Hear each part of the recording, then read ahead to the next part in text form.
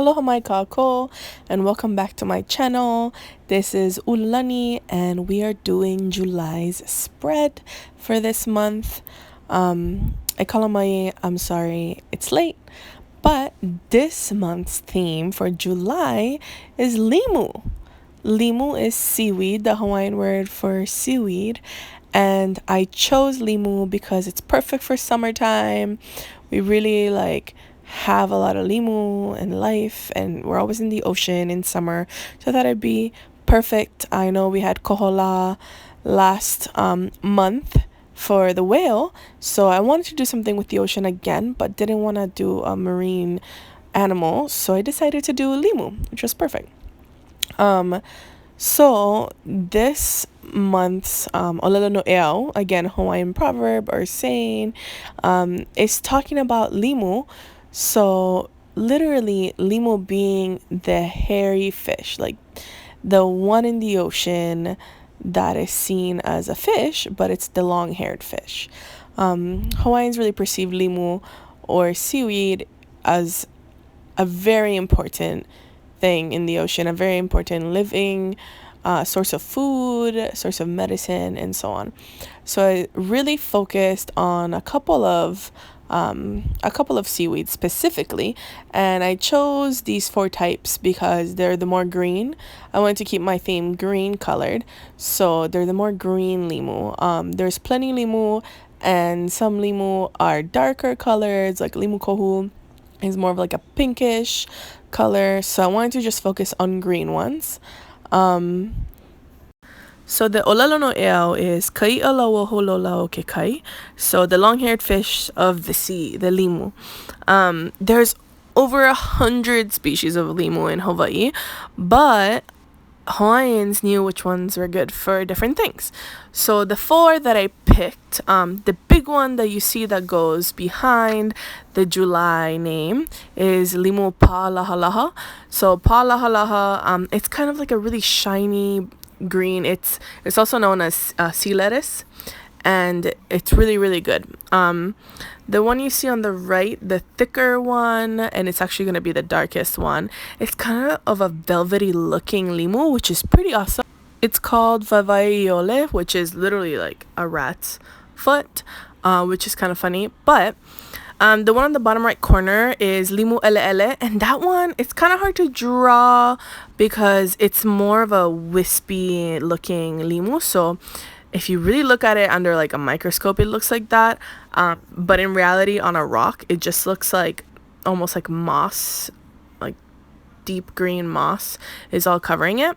Limu aki aki is the one I'm coloring right now, and it's one of my favorites. It grows in clumps and it just attaches to the rocks, and it's really bright lime green when the sun really hits it in a certain way.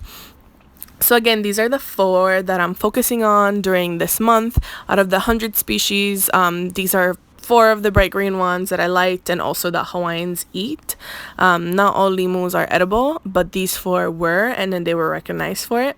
So as I'm coloring in this Palahalaha limu, I really hate how the Crayola tips leave their markings and the way that I draw them, and if I pass them more than once, you can really tell. That really annoys me, and I think it looks messy, but I'm doing it. It's like once you do it once, you just can't stop. I tried really hard to just do the outline, but then I just had to continue. So next is my mood tracker and habit trackers. So for my mood tracker, I focus just on Limu Aki Aki. So that's again the one that's like my favorite one. And then there's a little box in the middle that I wrote a few messages. It just says, it grows on rocks on the shorelines in rough water. It grows in dense patches, and it's cooked with meats. So this would often be like a seasoning, just the same way we use, I don't know, garlic, salt, or whatever's. This is a way to season your meats. So actually another great way to think about it is like chilies and things like that, because you would put them in. So I made a clump. It's over a rock, and each one of these limu aki aki is my different day, and it will be 3 moods. Again, I'm sticking to the 3 moods instead of the 5 like I used to, because at the end of the day, it's like, was I good, was I or was I really bad? I found myself in the I was great or I was good but not so good ones that were in between. Just I never really did them. Like, it was like, that's, I don't remember, kind of a thing. I rather just do good, meh, or bad. That was just easier for me. So I'm just keeping to those 3 because I realized I wasn't using the other ones. And then to my right, I have my habit tracker. And again, guys, sorry it's boring, but I totally love the way that this habit tracker is set up, because it's literally the easiest thing for me. I mean, out of all the habit trackers I've done, this is the only one that works for me, that I keep up with on a daily basis. And I'm sticking to my 4: eat healthy, workout, meal prep, and meditate. All of month of June, I've literally not meal prepped at all, because I've been really lucky with my summer job. We just get the leftovers that we get for lunches, and so I've been eating a lot of that. But my habit trackers, Limu for that page is the rat's foot one I was talking about, this really large fat one. Again, it has this velvety looking feel when you see it, mostly because it has hairs, which is interesting. So again, with my light green look for the Limu Akiaki, and then for the darker green with Limu Vavaiole. So drop shadows are must, but here's where I kind of wish I didn't mess with it. I started coloring in the rock black for some reason. Yeah, I mean, just look at it. It's just getting worse. I don't know what to do, and I keep going over it. But comment below if you've ever done that in your bullet journal, where you just have to go for it once you start doing something because you know you messed up and it looks bad. There's another instance of that. Here I end up coloring this all in, and again, Crayola super tips, leaving marks. Don't love it, but you know, make mistakes, you learn from them. So I color this in, and I do the same. I highlight this part and the black runs. And then here's for the worst. I literally go over my cursive and realize that the dark green looks just like the black, so now it just looks like a messy black. I was trying to do drop shadows. It wasn't the smartest. So for this one, I just went for it. I did not go over it in black. I usually outline it in black, and I just went for it, and it was super fast. And then again, just did the outline of this Limu, and then here's for one of my favorite spreads this week. I just tend to like the ones that have the big picture in the center for some reason. It just looks more cohesive to me, but I've never done it where I've had the lines go off like that, so that looked really cool to me. But for the Limu Lahalaha, I just went ahead and did this, and I really like the green I picked for it.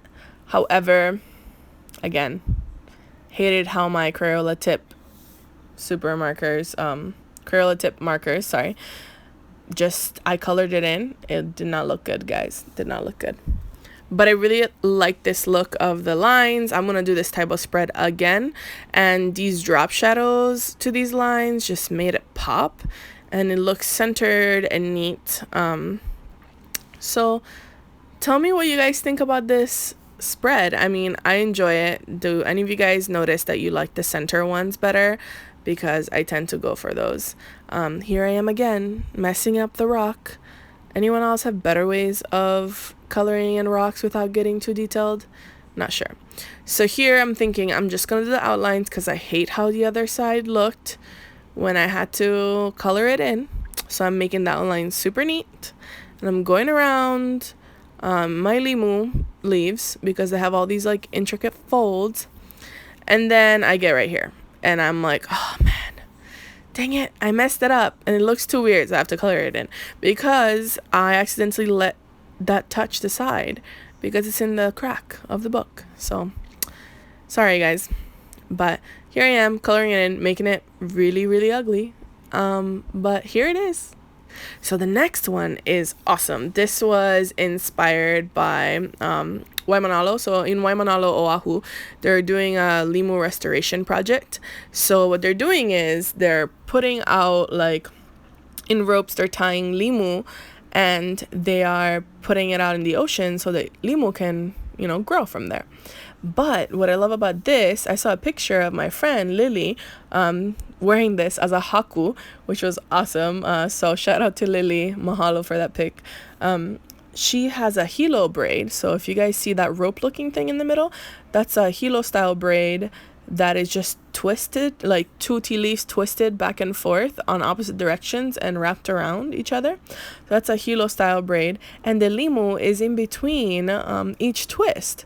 So that's how she put out hers, and she took a picture of her wearing it as a haku, which was super cute. But I thought that would be a great idea. This is my favorite spread of this month. It just looks so awesome. And although the picture that she had, it wasn't Limu Akiaki that she had inside on her haku, but I really just put Limu Akiaki because that's the one that I liked, and it was simple enough to draw where you could do this. But yeah, I just really enjoyed this style. It took a while to draw, and like trying to figure out how to do the hilo braid in a drawing was a little hard for a hot second, but then it was really easy. So I really encourage any of you guys who like hilo style braid, like that can be a theme in itself, but having this as the centerpiece really adds like dimension and, again, cohesiveness between the 2 pages. So I don't know, guys, I think that might be my style for a while. I don't know if it'll be a phase or forever. But I just went and did a quick highlight because already the center was overpowering. And then the next one is boxed. So I do enjoy boxes. However, I think they get boring after a while. But this was Limu Ele Ele themed, and I made a whole quarter of a space dedicated for my Okinawa highlights because I am traveling to Okinawa. I'm actually leaving tomorrow, and I'm gonna be there for a week. So I will be adding some of the highlights I had there. And then some ikekupuna at the bottom, filling in now. So Limu Ele Ele is common in Waikai area. So that's where the ocean meets freshwater. So Wai and Kai. To harvest, you have to cut 1/2 inch above the base. Some people just rip it out. And if you do that, you're going to get rid of all of the limu, and it's not going to grow back in that spot. So just remember, guys, if you want to gather Limu Ele Ele, you have to cut 1/2 inch above from the base. And then you add salt. You can eat it like that. After 10 days, it begins to ferment. So if you want to eat it and just with adding salt, remember that after 10 days, it's fermenting. And then it was usually eaten in stews or fish. So just fun fact for you guys. And then the last one, I combined the last 2 weeks together because there was only 3 days in the last week. So this one's pretty simple. You can tell I wasn't feeling the most inspired by the end. And yeah, I just kept it simple, especially since space was tight. And I just did Limu Vavaiole. So kind of a crazy looking one. And then one thing I didn't love is that when I colored that in, all my outlines in black kind of disappear because it's a pretty dark color. So it kind of just looks like a big mush pile in the center. Is there any colors you like better than the Crayola marker super tips? Because just don't like the streakiness in them, and I never really noticed until I started coloring so much with them this month. So anyways, I hope you enjoyed this month's theme as much as I did, and you learned a little more about Limu in Hawaii. But mahalo for watching again. Please subscribe. See you guys next month.